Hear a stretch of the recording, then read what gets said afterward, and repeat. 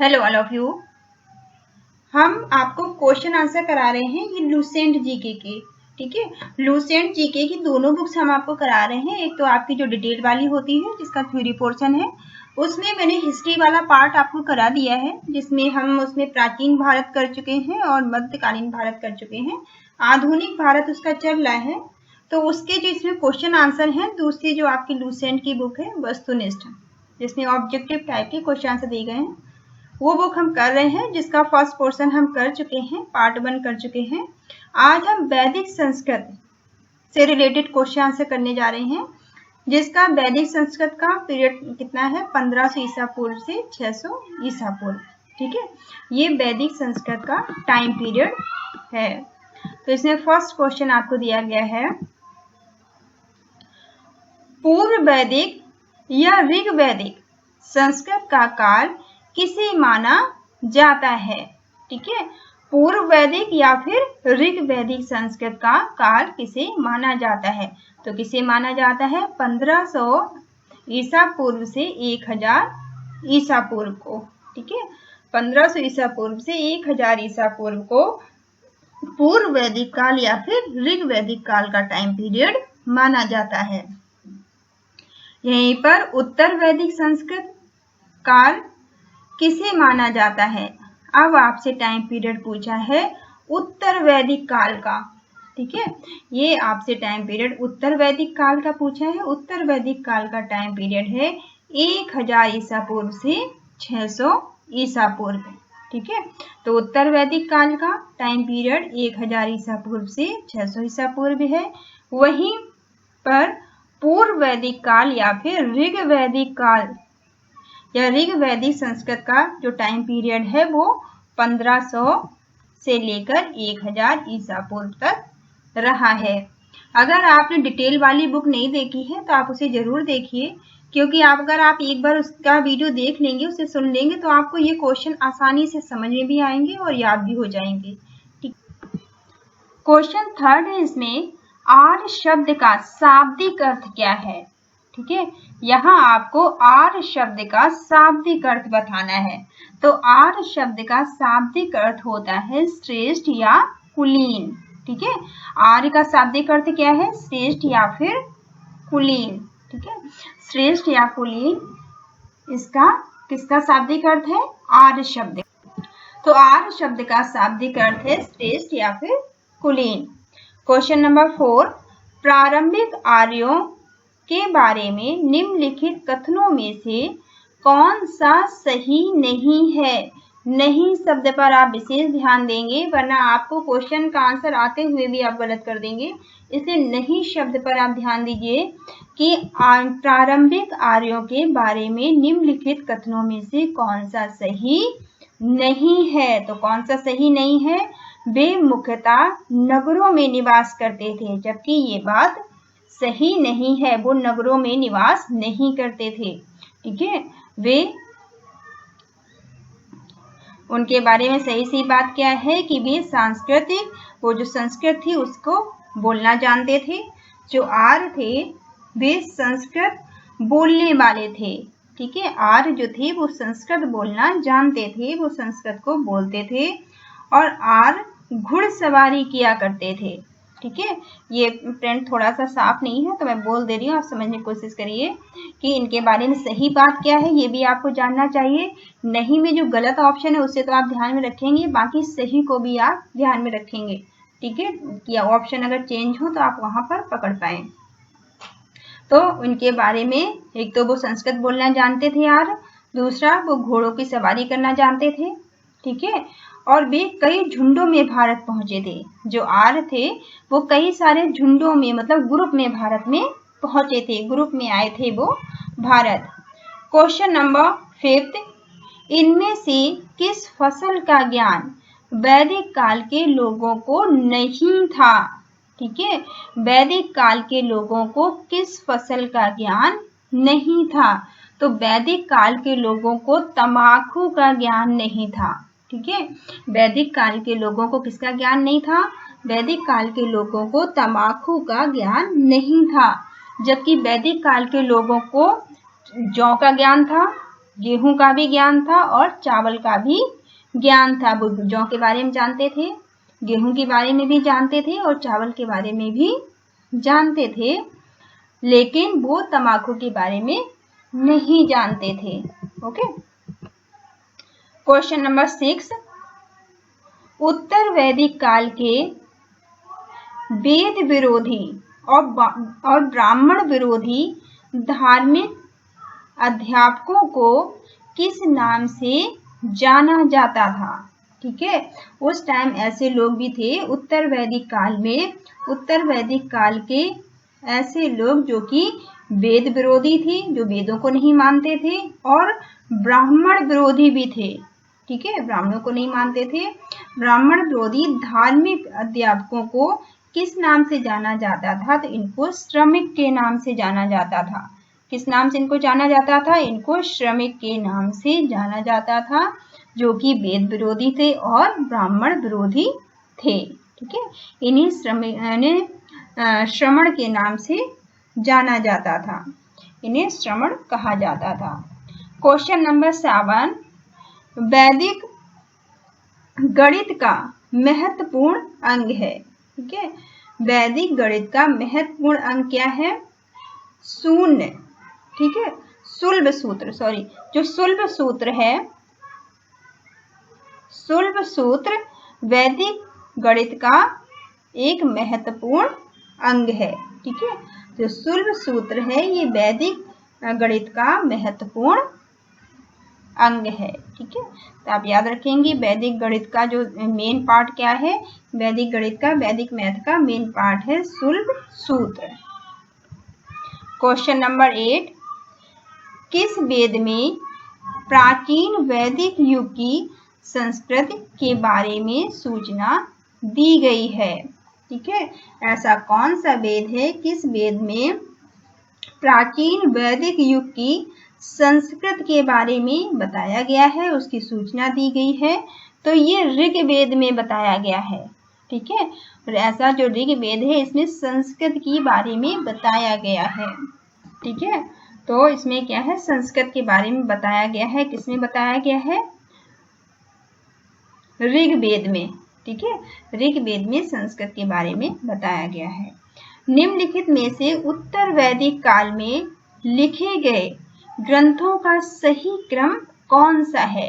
अब उत्तर वैदिक काल में जो ग्रंथ लिखे गए हैं इसका क्रम आपसे पूछा है। ठीक है, तो इसका क्रम क्या है? यहाँ पर सबसे पहले जो लिखा गया है वो वेद है। ठीक है, सबसे पहले वेद हैं, फिर ब्राह्मण, फिर आरण्यक और उसके बाद में उपनिषद हैं।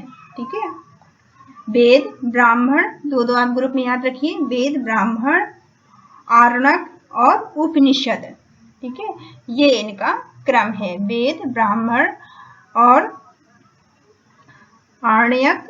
ठीक है, वेद ब्राह्मण आरण्यक और उपनिषद, ये उत्तर वैदिक काल के जो ग्रंथ हैं इनका क्रम बताया गया है। क्वेश्चन नंबर 10, क्वेश्चन नंबर 10 में पूछा गया आपसे वेदों की संख्या कितनी है? तो वेद हमारे कितने हैं? वेद हमारे 4 हैं। ठीक है, कितनी वेदों की संख्या है? वेदों की संख्या 4 है। कौन से 3 वेद मुख्य रूप से, कौन से ऐसे 3 वेद हैं जो मुख्य रूप से त्रिय और वेद त्रिय कहलाते हैं? कौन से ऐसे वेद हैं जो कि त्रिय या फिर वेद त्रिय कहलाते हैं? तो कौन से ऐसे 3 वेद हैं? ऋग्वेद, यजुर्वेद और सामवेद। ऋग्वेद, यजुर्वेद और सामवेद को त्रिय या फिर वेद त्रिय कहा जाता है। ठीक है, ऋग्वेद, यजुर्वेद और सामवेद ये ऐसे 3 वेद हैं जिन्हें त्रिय या फिर वेद त्रिय कहा जाता है। क्वेश्चन नंबर 12, भारत के राज चिन्ह में प्रयुक्त होने वाला शब्द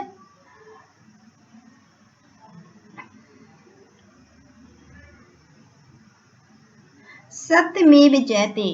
ठीक है, जो सत्यमेव जयते शब्द को आपने पहले भी सुना होगा।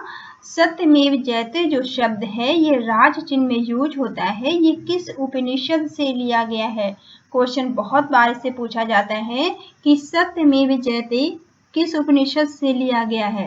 तो ये किस उपनिषद से लिया गया है? ये मुंडक उस उपनिषद से लिया गया है। ये मुंडक उपनिषद से लिया गया है।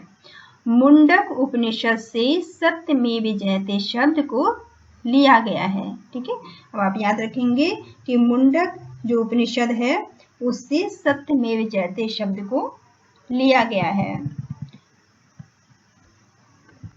क्वेश्चन नंबर 13, ऋग्वैदिक आर्यों का मुख्य व्यवसाय क्या था? ठीक है, यहाँ पे आपसे पूछा गया है ऋग्वैदिक आर्य थे उनका मेन बिजनेस क्या था, मेन व्यवसाय उनका क्या था? तो ऋग्वैदिक आर्यों का मुख्य व्यवसाय पशुपालन था। वो लोग पशु का पालन किया करते थे, पशुपालन करना ही उनका मेन व्यवसाय हुआ करता था। भारतीय संगीत का आदि ग्रंथ कहा जाता है?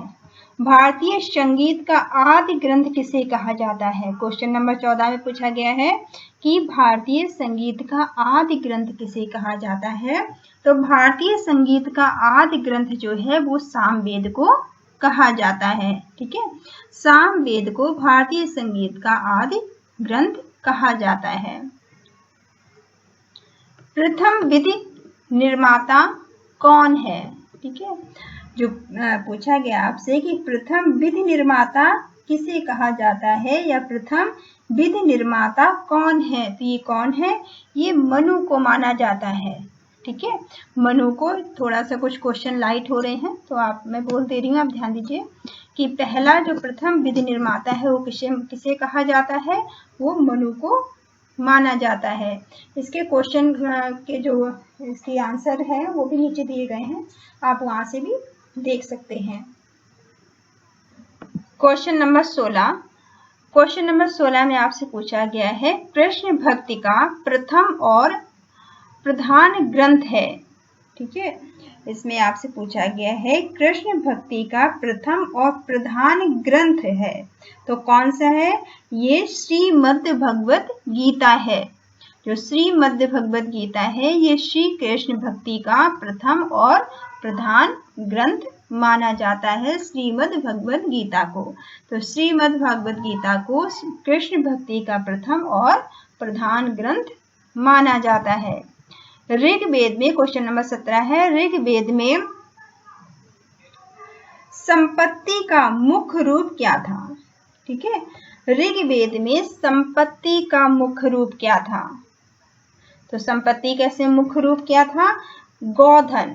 ठीक है, ऋग्वेद में संपत्ति का मुख्य रूप था वो गोधन था। तो गोधन ऋग्वेद में संपत्ति का मुख्य रूप था। क्वेश्चन नंबर 18 में आपसे पूछा गया है ऋग्वेद के किस मंडल में सूत्र का उल्लेख पहली बार मिलता है? ठीक है, ऋग्वेद के किस मंडल में सूत्र का उल्लेख पहली बार मिला है? ऋग्वेद का ऐसा कौन सा मंडल है जिसमें सूत्र का उल्लेख मिला है वो भी पहली बार? तो किससे मिला है? ये 10वें मंडल से। ठीक है, ऋग्वेद के 10वें मंडल से सूत्र शब्द का उल्लेख मिलता है पहली बार। ठीक है, ऋग्वेद का जो 10वां मंडल है इसमें शूद्र शब्द का उल्लेख मिला है। क्वेश्चन नंबर 19, पुराणों की संख्या कितनी है? तो हमारे पुराण कितने हैं? हमारे 18 पुराण हैं। ठीक है, पुराणों की संख्या कितनी है? पुराण हमारे यहाँ 18 हैं, तो पुराणों की संख्या 18 है। क्वेश्चन नंबर 20, वैदिक धर्म का मुख्य लक्षण इनमें से किसकी उपासना था? ठीक है, तो जो वैदिक धर्म है, वैदिक धर्म का मुख्य लक्षण किसकी उपासना था? तो किसकी उपासना था? वैदिक धर्म के लोग, वैदिक काल के लोग या वैदिक धर्म के लोग प्राकृत की उपासना किया करते थे।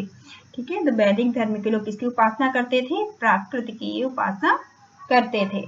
ठीक है, क्वेश्चन नंबर 21 में पूछा गया आपसे किस देवता के लिए ऋग्वेद में पुरंदर शब्द का प्रयोग किया गया है? ठीक है, पुरंदर शब्द का प्रयोग किस देवता के लिए किया गया है? तो पुरंदर शब्द का प्रयोग ऋग्वेद में हुआ है इंद्र के लिए। ठीक है, पुरंदर शब्द का प्रयोग किसके लिए हुआ है ऋग्वेद में? तो पुरंदर शब्द का प्रयोग ऋग्वेद में इंद्र के लिए किया गया है। नेक्स्ट है सुल्ब सूत्र। क्वेश्चन नंबर 22 में सुल्ब सूत्र किस विषय से संबंधित पुस्तक है? ठीक है, तो जो सुल्ब सूत्र पुस्तक है वो ज्यामिति से संबंधित है। ठीक है, ज्यामिति से संबंधित पुस्तक कौन सी है? सुल्ब सूत्र। ठीक है, सुल्ब सूत्र जो पुस्तक है वो ज्यामिति विषय से संबंधित है। अब क्वेश्चन नंबर 23। क्वेश्चन नंबर 23 में आपसे पूछा गया है कि अस्तो मा सतिगमय तमसो मा ज्योतिर्गमय मृत्योर्मा अमृतिगमय कहाँ से लिया गया है? ये जो शब्द है ये कहाँ से लिया गया है? ठीक है, अस्तो मा सतिगमय तमसो मा ज्योतिर्गमय मृत्योर्मा अमृतिगमय, ये शब्द कहाँ से लिया गया है?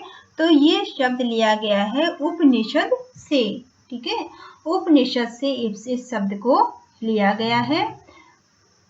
Question number 24। क्वेश्चन नंबर 24 यहाँ से पूछा गया है आर्य भारत में बाहर से आए और सर्वप्रथम बसे थे। हमें पता है कि आर्य हमारे भारत में आए थे, लेकिन ये बाहर से आए थे और ये आके सबसे पहले इन्होंने अपना बसने का स्थान कहाँ बनाया था? पंजाब में। ठीक है, तो आर्य जब भारत में आर्यों ने प्रवेश किया है तो ये सबसे पहले पंजाब को इन्होंने अपने रहने का स्थान बनाया है। तो आर्य भारत में बाहर से आए और सर्वप्रथम पंजाब में बस गए। Question number 25। वेद दिए गए हैं आपको एक तरफ यज्ञकर्ता दिए गए हैं। ठीक है, यहाँ पे इधर वेद दिए गए हैं और इधर यहाँ पे आपको यज्ञकर्ता दिए गए हैं। आपको इनका मिलान करना है। ठीक है, तो सबसे पहला ऋग्वेद। ठीक है, ऋग्वेद के यज्ञकर्ता को क्या कहते थे? होता या होत्र। ठीक है, ऋग्वेद के जो यज्ञकर्ता थे उन्हें होता या फिर होत्र कहा जाता था। इसी तरह से यजुर्वेद के यज्ञकर्ता को अथर्वयु कहा जाता था। ठीक है, यजुर्वेद के यज्ञकर्ता को अथर्वयु कहा जाता था। सामवेद, इसी तरह से सामवेद के यज्ञकर्ता को क्या कहते थे? सामवेद के यज्ञकर्ता को उद्गाता या फिर उद्गात्र कहा जाता था।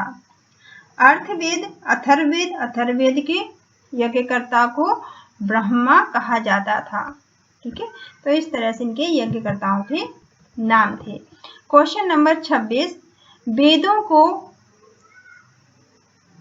जो हमारे वेद थे उन्हें क्या कहा जाता? इन्हें अपौरुष्य क्यों कहा जाता था? ठीक है, जो वेद हमारे थे इन्हें अपौरुष्य क्यों कहा जाता था? तो वेदों को अपौरुष्य कहा जाता था क्योंकि वेदों की रचना देवताओं ने की थी। ठीक है, जो हमारे वेद हैं उनकी रचना किसने की है? वेदों की रचना देवताओं ने की है, इसीलिए वेदों को अपौरुष्य भी कहा जाता है। ठीक है, आप याद रखेंगे, वेदों को अपौरुष्य भी कहते हैं। क्यों कहते हैं? क्योंकि वेदों की रचना देवताओं ने की है। Question number 27। वैशेषिक दर्शन के प्रतिपादक है। वैशेषिक दर्शन के प्रतिपादक कौन है? उलूक कणद। ठीक है, इसके कौन है? तो उलूक कणद। ठीक है, उलूक कणद आप नाम याद रखेंगे। जो उलूक कणद हैं वो वैशेषिक दर्शन के प्रतिपादक हैं। Question number 28। मीमांसा या पूर्व मीमांसा दर्शन के प्रतिपादक हैं। मीमांसा या फिर पूर्व मीमांसा के प्रतिपादक कौन है? जैमिनी। ठीक है, जैमिनी का नाम आप याद रखेंगे। जो जैमिनी है ये मीमांसा या फिर पूर्व मीमांसा दर्शन के प्रतिपादक हैं। Question number 29। वेदांत या उत्तर मीमांसा दर्शन के प्रतिपादक हैं। अब वेदांत या फिर उत्तर मीमांसा दर्शन के प्रतिपादक आपसे पूछा गया है, तो ये कौन है? ये है आपके वादरायण। ठीक है, वादरायण का नाम आप इन्हें याद रखेंगे। जो वादरायण है ये वेदांत या फिर उत्तर मीमांसा दर्शन के प्रतिपादक हैं, वादरायण। ठीक है, क्वेश्चन नंबर 13, क्वेश्चन नंबर 30, वैदिक का कौन सा मंडल पूर्णतः सोम को समर्पित है? जो ऋग्वेद का है या जो वैदिक काल का है, ऋग्वेद का जो 9वां मंडल है। ठीक है, ऋग्वेद का 9वां मंडल जो है वो पूरी तरह से सोम को समर्पित है। ऋग्वेद का 9वां मंडल पूरी तरह से सोम को समर्पित है। ठीक है, ठीक है, तो ऋग्वेद का 9वां मंडल पूरी तरह से किसको समर्पित है? ये पूरी तरह से सोम को समर्पित है। क्वेश्चन नंबर 31, प्रसिद्ध 10 राजाओं का बुद्ध किस नदी के तट पर लड़ा गया था? सॉरी, युद्ध है, यहाँ पे थोड़ा सा लाइट हो रहा है। ठीक है, ये युद्ध है जो, तो इसमें प्रसिद्ध 10 राजाओं का जो युद्ध है, 10 राजाओं ने मिलकर युद्ध लड़ा है, तो 10 राजाओं का प्रसिद्ध युद्ध। ठीक है, 10 राजाओं का प्रसिद्ध युद्ध जिसे 10 राज युद्ध कहा गया है। ठीक है, 10 राजाओं का प्रसिद्ध युद्ध जिसे 10 राज युद्ध कहा गया है, ये किस नदी पर लड़ा गया है? ठीक है, 10 राज युद्ध किस नदी पर लड़ा गया है? तो ये युद्ध लड़ा गया है परुष्णी नदी पर। ठीक है, परुष्णी नदी पर इस युद्ध को लड़ा गया है, परुष्णी नदी। ठीक है, परुष्णी नदी पर 10 राजाओं द्वारा 10 राज युद्ध लड़ा गया है। धर्म शास्त्रों में भू राजस्व की दर क्या है? ठीक है, धर्म शास्त्रों में भू राजस्व की दर 1/6 है, 1/6 है। ठीक है, भू राजस्व की दर 1/6 है, किसमें? धर्म शास्त्रों के अनुसार। 800 ईसा पूर्व से 600 ईसा पूर्व का काल किस युग से जुड़ा है? ठीक है, 800 ईसा पूर्व से 600 ईसा पूर्व का जो टाइम पीरियड है वो ब्राह्मण युग का है। ठीक है, 800 ईसा पूर्व से 600 ईसा पूर्व का जो टाइम पीरियड है वो किस युग का है? ये ब्राह्मण युग का टाइम पीरियड है। क्वेश्चन नंबर 34,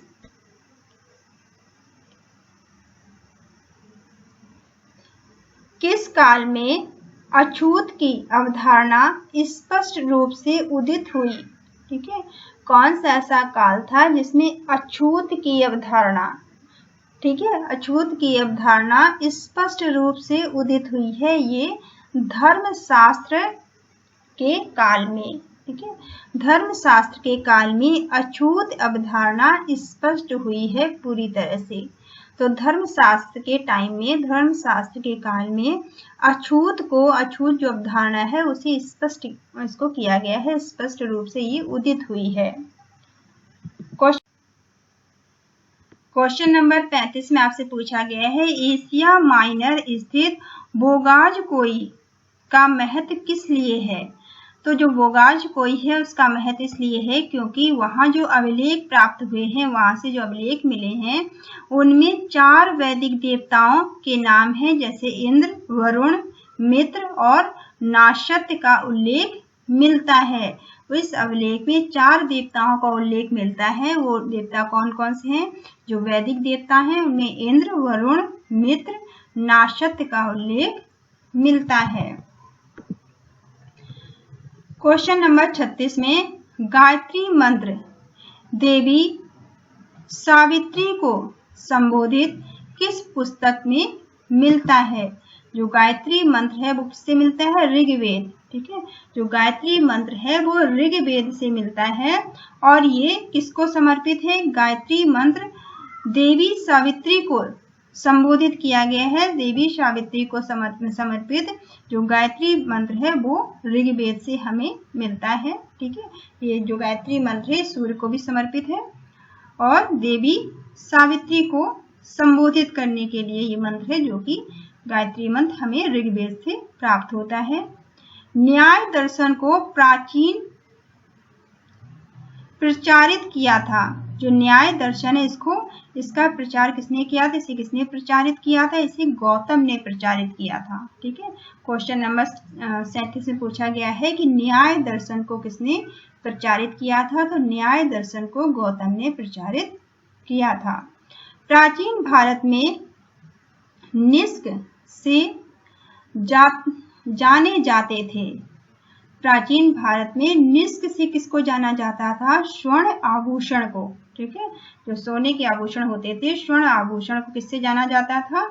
निष्क से जाना जाता था। ठीक है, प्राचीन भारत में निष्क से स्वर्ण आभूषण को जाना जाता था। Question number 39। क्वेश्चन नंबर 39 में आपसे पूछा गया है कि योग दर्शन के प्रतिपादक कौन थे?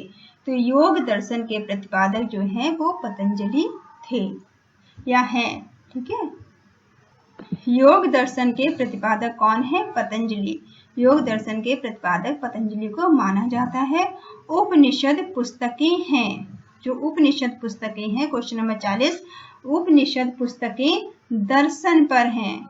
ठीक है, उपनिषद पुस्तकें किस पर हैं? उपनिषद पुस्तकें जो हैं वो दर्शन पर आधारित हैं। तो उपनिषद पुस्तकें दर्शन पर आधारित हैं या फिर दर्शन पर हैं।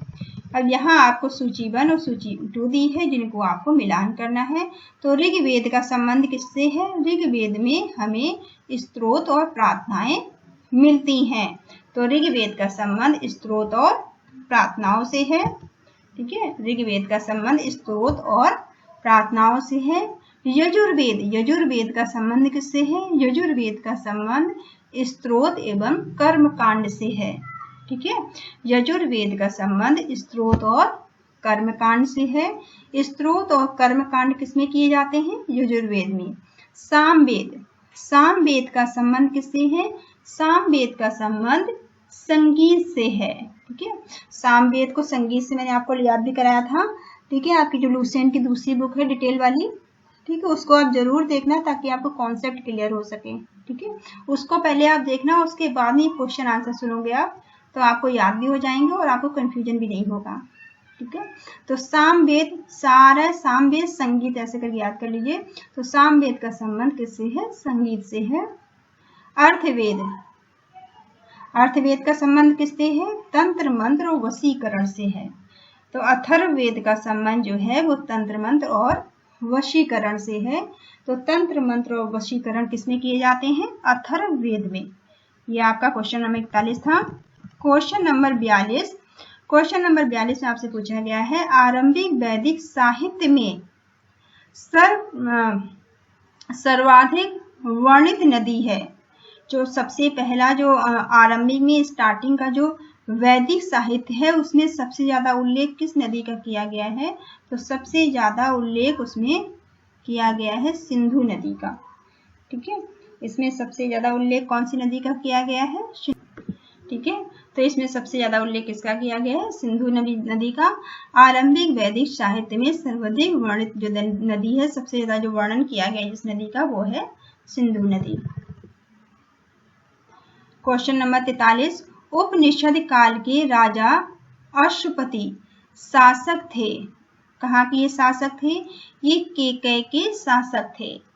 ठीक है, उपनिषद काल के राजा अश्वपति कहाँ के शासक थे? ये केकय के शासक थे।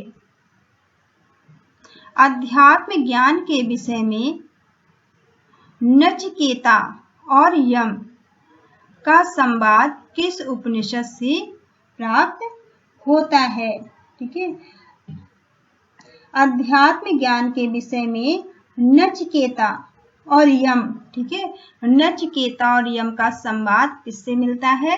किस उपनिषद में मिलता है? तो नचिकेता और यम का संवाद मिलता है कठोपनिषद में। ठीक है, कठोपनिषद में नचिकेता और यम के संवाद का उल्लेख मिलता है, आध्यात्मिक ज्ञान का उल्लेख मिलता है। आध्यात्मिक ज्ञान के विषय में नचिकेता और यम का संवाद किस उपनिषद में प्राप्त हुआ है? ये कठोपनिषद से प्राप्त हुआ है। क्वेश्चन नंबर 45, वैदिक नदी कुंभा या काबुल का स्थान कहाँ निर्धारित होना चाहिए? तो कहाँ होता है ये? अफगानिस्तान में। ठीक है, इसका स्थान क्या है? वैदिक नदी कुंभा या काबुल का स्थान कहाँ निर्धारित होना चाहिए? तो ये कहाँ पर है? ये अफगानिस्तान में है। ठीक है, वैदिक नदी कुंभा या काबुल जिसको बोला जाता है, उसका स्थान कहाँ पर है? अफगानिस्तान में। क्वेश्चन नंबर 46, कपिल मुनि थे, कपिल मुनि द्वारा प्रतिपादक दार्शनिक प्रणाली है। ठीक है, कपिल मुनि द्वारा प्रतिपादक दार्शनिक प्रणाली कौन सी है? सांख्य दर्शन। ठीक है, सांख्य दर्शन जो है ये कपिल मुनि के द्वारा प्रतिपादित दार्शनिक प्रणाली है। तो सांख्य दर्शन आप याद रखेंगे, सांख्य दर्शन जो है वो कपिल मुनि द्वारा प्रतिपादित दार्शनिक प्रणाली है। ओके, भारत के किस स्थान की खुदाई में लोहे धातु के प्रचलन के प्राचीनतम प्रमाण मिले हैं? ठीक है, तो भारत में कहाँ पे खुदाई की गई है जहां से लोहे धातु के का प्रमाण मिला है? तो कहाँ से मिला है?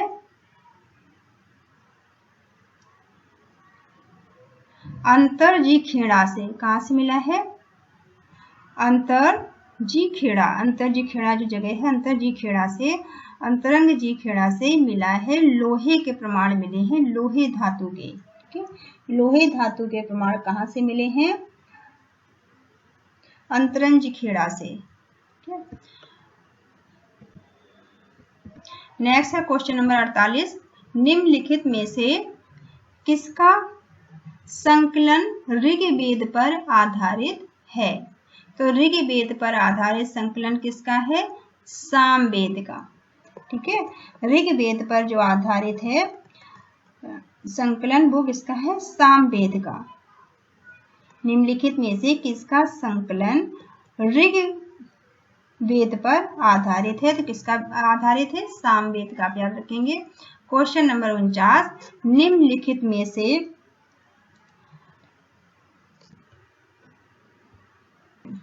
प्रस्थानत्रय में सम्मिलित नहीं है। ठीक है, प्रस्थानत्रय का आप याद रखेंगे, नहीं शब्द पर विशेष ध्यान दीजिए। तो प्रस्थानत्रय में सम्मिलित नहीं है। क्या सम्मिलित नहीं है इसमें? भागवत इसमें सम्मिलित नहीं है। ठीक है, और अगर आपसे पूछा जाता है कि सम्मिलित क्या क्या है, तो क्या क्या सम्मिलित है इसमें? उपनिषद सम्मिलित है। ठीक है, ब्रह्मसूत्र सम्मिलित है और भगवत गीता भी सम्मिलित है। और क्या सम्मिलित नहीं है पूछा जाएगा तो ये भागवत इसमें सम्मिलित नहीं है। क्वेश्चन नंबर 50, कर्म का सिद्धांत संबंधित है। कर्म का सिद्धांत किससे संबंधित है? मीमांसा से। ठीक है, कर्म का जो संबंध है वो किससे है? कर्म का सिद्धांत संबंधित है मीमांसा से। ठीक है, मीमांसा से संबंधित है कर्म का सिद्धांत। क्वेश्चन नंबर 51, क्वेश्चन नंबर 51 में आपसे पूछा गया है अथर्ववेद। ठीक है, जो अथर्ववेद है वो औषधियों से संबंधित है। अथर्ववेद किससे संबंधित है? औषधियों से संबंधित है। अथर्ववेद का संबंध औषधियों से है।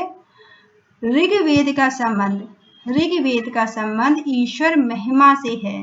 ठीक है, ऋग्वेद का संबंध जो है वो ईश्वर महिमा से है। यजुर्वेद का संबंध, अब यजुर्वेद का संबंध बलिदान विधि से है। ठीक है, बलि से संबंधित है। यजुर्वेद का संबंध किससे है? यजुर्वेद का संबंध बलिदान से है। ठीक है, यजुर्वेद का संबंध बलिदान से है। सामवेद का संबंध संगीत से है। ठीक है, सामवेद का संबंध किससे है? संगीत से। चरक संहिता नामक पुस्तक किस विषय से संबंधित है? चरक संहिता किससे संबंधित है? ये चिकित्सा से संबंधित है। ठीक है, चरक संहिता जो पुस्तक है वो किससे संबंधित है? चरक संहिता पुस्तक जो है वो चिकित्सा से संबंधित है, मेडिकल से संबंधित है। यज्ञ संबंधी, क्वेश्चन नंबर 53, क्वेश्चन नंबर 53 में पूछा गया आपसे, यज्ञ संबंधी विधि विधानों का पता चलता है, किससे चलता है? यजुर्वेद से। ठीक है, यज्ञ संबंधी विधि विधानों का पता यजुर्वेद से चलता है। ठीक है, यज्ञ संबंधी विधि विधानों का पता किससे चलता है? यजुर्वेद से चलता है। वैदिक युगीन सभा, क्वेश्चन नंबर 54 वैदिक युगीन सभा, वैदिक युगीन सभा का संबंध किससे है? मंत्री परिषद से। ठीक है, वैदिक युगीन सभा का संबंध मंत्री परिषद से है। क्वेश्चन नंबर 55 वैदिक युग में प्रचलित लोकप्रिय शासन प्रणाली थी। वैदिक युग में जो सबसे ज्यादा लोकप्रिय शासन प्रणाली थी वो क्या थी? गणतंत्र। जो गणतंत्र प्रणाली थी, गणतंत्र शासन प्रणाली जो थी वो वैदिक युग में सबसे ज्यादा प्रचलित थी। क्वेश्चन नंबर 26 सबसे प्राचीन वेद, सबसे ज्यादा प्राचीन वेद कौन सा है? सबसे प्राचीन वेद है आपका ऋग्वेद। ठीक है, ऋग्वेद सबसे ज्यादा प्राचीन वेद है। क्वेश्चन नंबर 57 निम्नलिखित में से कौन भारतीय दर्शन की आरंभिक विचारधारा है? ठीक है, भारतीय दर्शन की आरंभिक विचारधारा जो है वो कौन है? वो सांख्या है। ठीक है, वो संख्या है। संख्या जो है भारतीय दर्शन की आरंभिक विचारधारा है। ठीक है, संख्या। क्वेश्चन नंबर 58 संख्या, योग, न्याय, वैशेषिक और मीमांसा एवं वेदांत, इन 6 भिन्न भारतीय दर्शनों की स्पष्ट रूप अभिव्यक्त कीजिए। ठीक है, इसमें आपसे पूछा गया है संख्या, योग, न्याय और वैशेषिक, मीमांसा एवं वेदांत, इन 6 विभिन्न भारतीय दर्शनों की स्पष्ट रूप की आप अभिव्यक्ति कीजिए। तो क्या है इनकी स्पष्ट अभिव्यक्ति? वैदिक युग में, ये सभी वैदिक युग से संबंधित हैं। ठीक है, ये सभी किससे संबंधित हैं? ये वैदिक युग से सभी संबंधित हैं। क्वेश्चन नंबर 59 क्वेश्चन नंबर 59 निम्नलिखित में से वह दस्तकारी कौन सी है? ठीक है, दस्तकारी है, वह दस्तकारी कौन सी है जो आर्यों द्वारा व्यवहार में नहीं लाई गई? नहीं शब्द पर विशेष ध्यान दीजिए। वह दस्तकारी कौन सी है जो आर्य अपने यूज में नहीं लाए हैं? तो आर्य किस चीज को नहीं लाए हैं? लोहा, क्योंकि आर्य लोहे से परिचित नहीं थे। आप याद रखेंगे, जो आर्य थे वो लोहे से परिचित नहीं थे, तो वो लोहारगिरी से, लोहे या लोहारगिरी से संबंधित नहीं है, उन्होंने लोहे का यूज नहीं किया है। ठीक है, इसे आप याद रखेंगे। क्वेश्चन नंबर 60 क्वेश्चन नंबर 60 में आपसे पूछा गया है, उपनिषद दिए गए हैं। ठीक है, और इससे संबंधित वेद दिए गए हैं। तो पहला आयुर्वेद, आयुर्वेद किससे संबंधित है? ये ऋग्वेद से संबंधित है। जो आयुर्वेद है वो किससे संबंधित है? ये ऋग्वेद से संबंधित है। धनुर्वेद, जो धनुर्वेद उपवेद है वो किससे संबंधित है? वो यजुर्वेद से संबंधित है। ठीक है, यजुर्वेद जो है उससे संबंधित धनुर्वेद है जो कि एक उपवेद है। गंधर्ववेद, गंधर्ववेद कौन से वेद से संबंधित है? ये सामवेद से संबंधित है। ठीक है, शिल्प वेद या अर्थशास्त्र किससे संबंधित है? ये अथर्ववेद से संबंधित है। ठीक है, तो ये 60 क्वेश्चन यहीं तक रहने देते हैं। इससे आगे का नेक्स्ट वीडियो में कर लेंगे। ठीक है, वीडियो बहुत बड़ा हो रहा है, इससे आगे क्वेश्चन आप दूसरे वीडियो में देखिएगा। तो thank you all of you, thank you for watching. आप मेरे चैनल को लाइक करिए, शेयर करिए, सब्सक्राइब करिए। ठीक है, thank you all of you, thank you for watching.